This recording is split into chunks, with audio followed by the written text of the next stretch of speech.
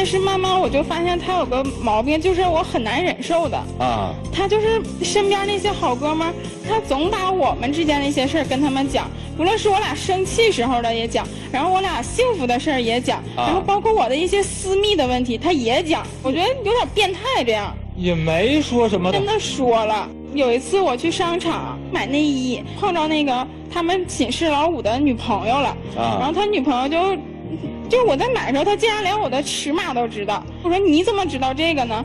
然后那女生说，我不但知道你这个，我连你腰上有个胎记都知道。我说这种事儿你从哪儿听到的呀？然后他就说啊，我听我男朋友说的。他男朋友不就是你们寝室的吗？那不是你说的，还能我说的呀？大家吃饭喝酒聊天是吧？咱们都是男的，都知道。你说喝酒聊天，就是喝多了嘛，什么都说。但是不是所有人喝多的时候都把这个往外说呀？那你知道你那些哥们儿的女友的这些？那人都不说，你自己往外说什么呀？当时喝多了顺嘴一说，他总是说自己是顺嘴一说，但是他当我面也说过一些不应该说的话。我俩一起出去旅游，晚上挺晚了，10点多可能才到住的地方。他一进门就开始给室友打电话，都在说我们俩今天去哪儿玩了，我俩在哪儿照相了，不累看了什么。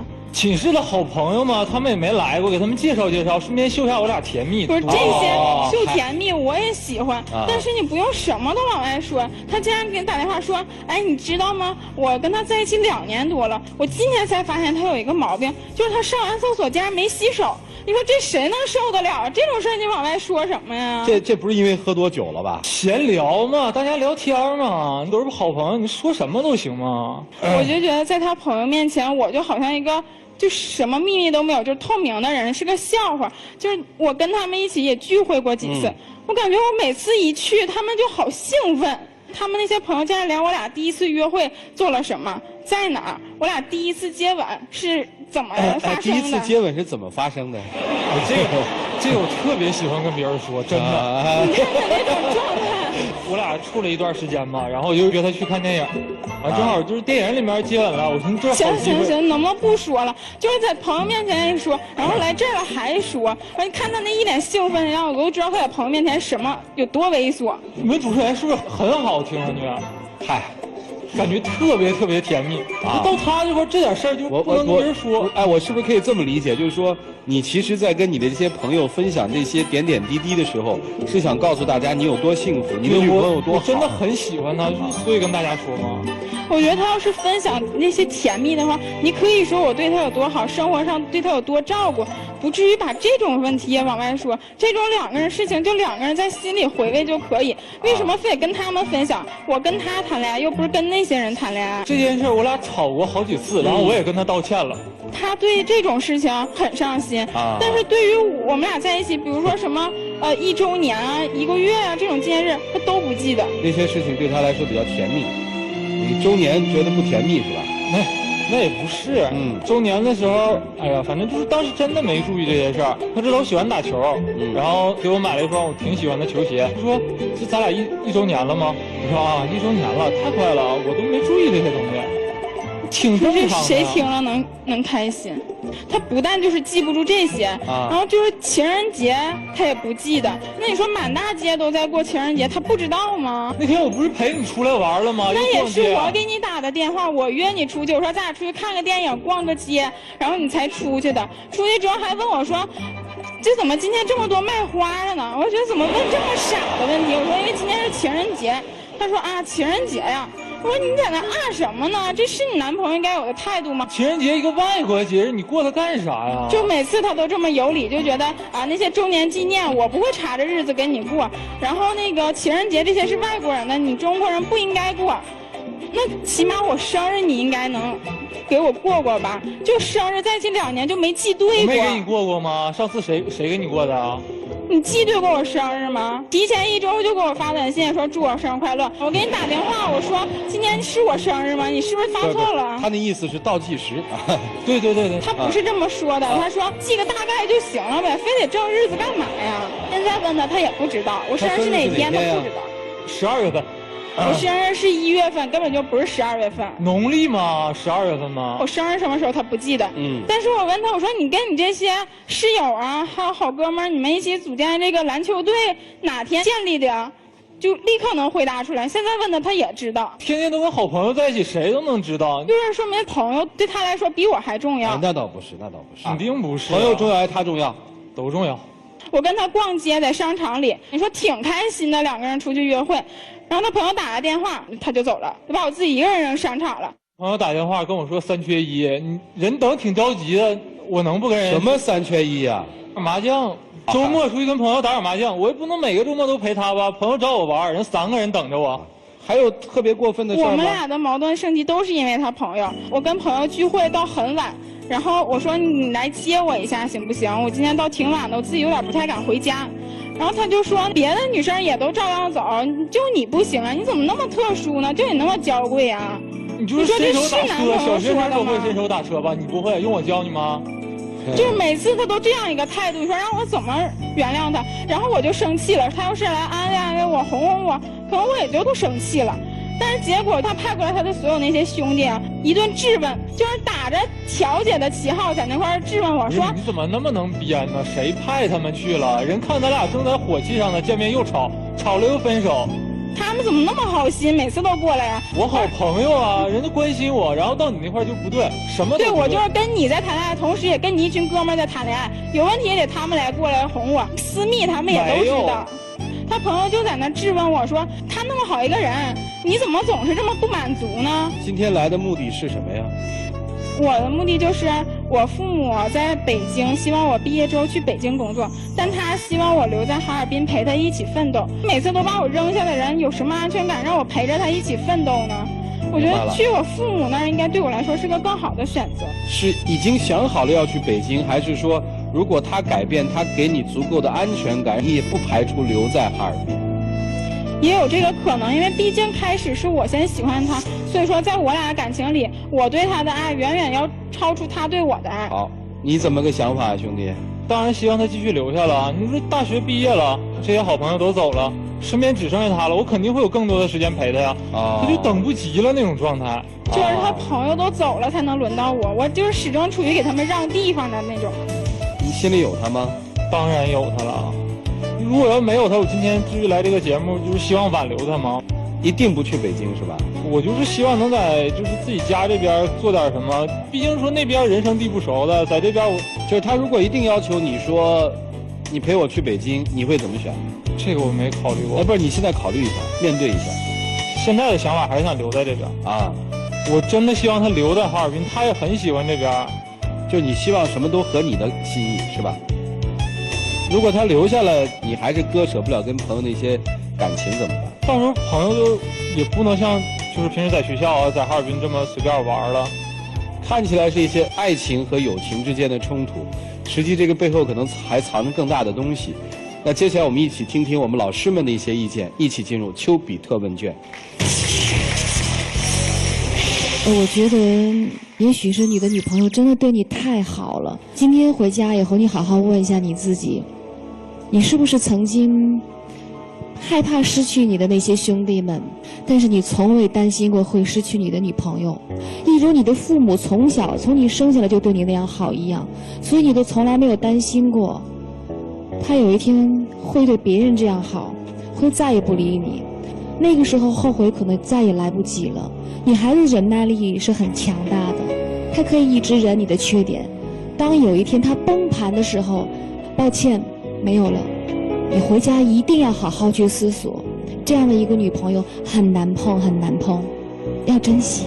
在你们两个故事里，我觉得你更像个女孩，一直是那种被呵护、在索取的那样的一个角色，尽快的成熟起来。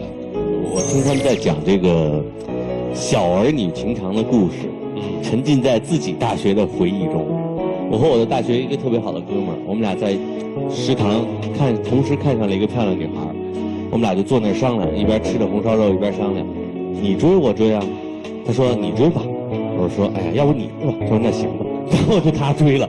当然追到手之后必须跟我们分享这个女孩的哪儿好啊，有什么特长啊，这是大男孩之间特有的一种炫耀。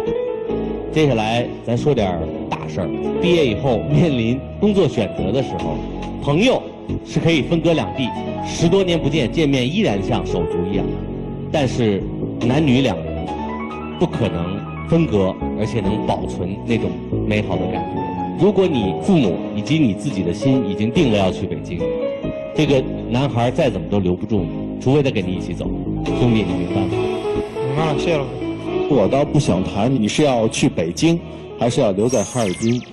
你之所以要出现这样的问题的困惑，其实是因为你现在已经感觉到男方对你的爱并不成熟。当男方没有得到女方之前，从早聊到晚，从来没有见到哪个兄弟的事情会影响你们俩的亲亲密密。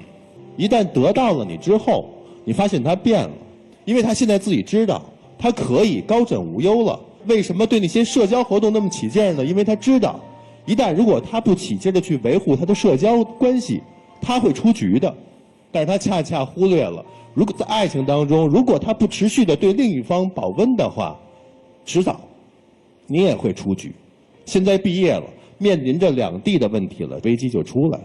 所以小伙子，你要让自己的爱情成熟起来，知道吗？炫耀嘚瑟是要有度的，因为你过度的去炫耀，那就暴露自己隐私。情侣双方的隐私是自己的财富，也是对对方的尊重。你这点做不到，你就是不成熟。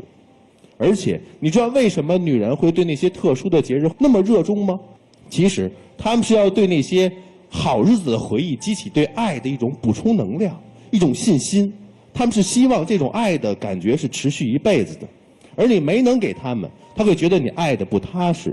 送你一句话：炫耀要有度，兄弟要有戒，爱人必须要有心。如果你能证明给他看你有这颗心的话，我想去哪儿的问题一定会得到妥善的解决的。我问一下男方，你的朋友会跟你分享他们女朋友的内衣尺寸吗？不会。你每次在他们面前说这些时候，你们的朋友是什么表情？笑。你的朋友会不会在后来甚至是起哄，主动要求你说出这些？那样的有过。很多时候，其实你在你朋友面前是个小丑。虽然我肯定你们之间是有真挚的友谊的。我们经常逗小孩子说：“哎，昨天晚上你爸爸跟你妈妈亲热了没有啊？”小孩可能会说，但只要大人跟他说了一次，说这是爸爸妈妈的私事，是家里的事，不能跟外人说，他下次就不说了。你连个小孩都不如。除了是炫耀之外，其实是你根本就不懂事儿，不知道什么叫秘密，什么可以分享。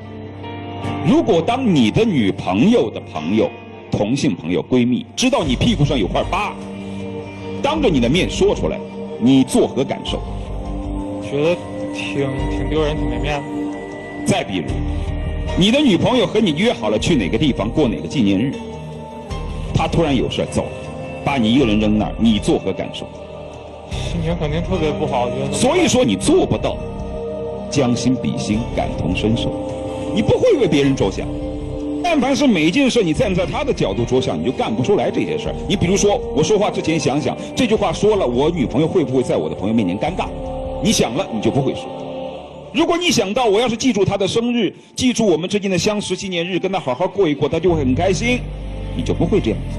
你做不到感同身受，就是你太理所当然。所以再一次证明，男人得到的有多难，就会有多珍惜。所以那个去不去北京的问题根本不是问题，不过是一个态度和你脱离群体的一个征兆。